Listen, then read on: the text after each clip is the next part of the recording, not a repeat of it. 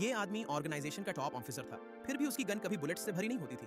भले ही टारगेट उसके सामने खड़ा था, उसका इरादा ट्रिगर दबाना का बिल्कुल नहीं था। उल्टा उसने अपना एंगल एडजस्ट किया और कोने से मुड़ रही एक कार पर निशाना लगाया। शीशे के टुकड़े ठीक टायर पर लगे और कार तुरंत कंट्रोल खो बैठी। सिर्फ टारगेट के मर जाने की कंफर्मेशन करने के बाद ही उसने अपनी एयर गन छुपाई और शांत होकर सीढ़ी से निकल गया। सारे निशान मिटा दिए गए थे। अगर एफबीआई भी आ जाती तो बस यही कहती, शीशे के टुकड़ों से टायर पंचर होने की वजह से ट्रैफिक एक्सीडेंट। उसने असैसिनेशन सफलतापूर्वक पूरा कर लिया, लेकिन उसके हैंडलर ने बताया कि पेमेंट खुद जाकर लेना पड़ेगा। भले ही फाइनल पेमेंट पर्सनली लेना इंडस्ट्री प्रोटोकॉल के खिलाफ था, फिर भी माइक एग्रीड जगह पर चला गया। लेकिन कार से उतरते ही उस पर हमला हो गया। उस आदमी ने गन उठाई और माइक पर फायरिंग शुरू कर दी। माइक की तेज रिफ्लेक्स की वजह से वो बच गया। देखा कि काम नहीं बना तो उसने मैगजीन खाली कर दी। हिटमैन रुका नहीं, भागने की तैयारी करने लगा, लेकिन घबराहट में वो डेड एंड में फंस गया। माइक तो उसे भागने नहीं दिया। उसने एक लात जड़ दी और बिना रास्ते वाला लेज से नीचे धकेल दिया। हिटमैन के पास लड़ने के अलावा कोई चारा नहीं था, लेकिन पूरी ताकत लगाने के बाद भी वो माइक के सामने सिर्फ मार खाता रहा।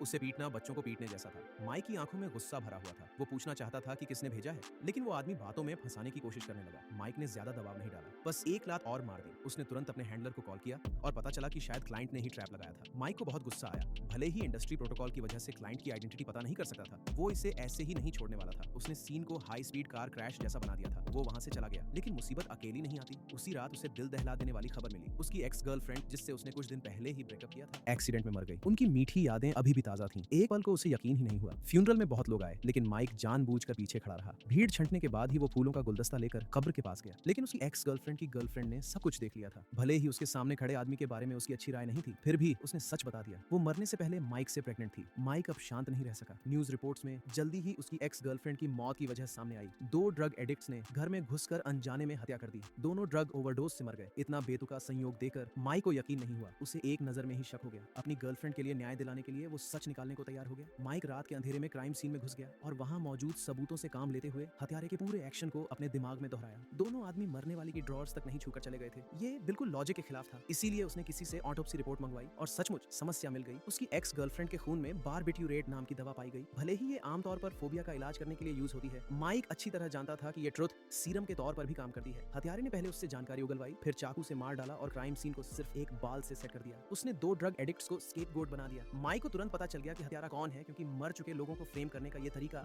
ठीक उसके 2 साथियों का मोडस ऑपरेंडी था। वो सीधा उनके ट्रेनिंग रूम में घुस गया, लेकिन माइक की पूछताछ के सामने दोनों बिल्कुल शांत रहे। उनके लिए ये बस एक और जॉब था। माइक ने सीधे 2 घूंसे जड़ दिए। ब्लैक एंड व्हाइट डू ने तुरंत साथ मिलकर जवाबी हमला किया, एक स्मूथ और दमदार राउंड हाउस किक के बाद। माइक का मन लड़ने का नहीं रहा, लेकिन वे लोग सिर्फ पैसे के लिए जॉब कर रहे थे। अगर सच में बदला लेना है तो जिसने टास्क दिया उसी के पास जाना चाहिए। माइक समझ गया कि उनके पास कोई चारा नहीं था, इसलिए उसे दूसरा प्लान सोचना पड़ा। लेकिन उसे कभी ख्याल भी नहीं था कि जैसे जैसे जांच आगे बढ़ेगी एक और बड़ी साजिश सामने आ जाएगी।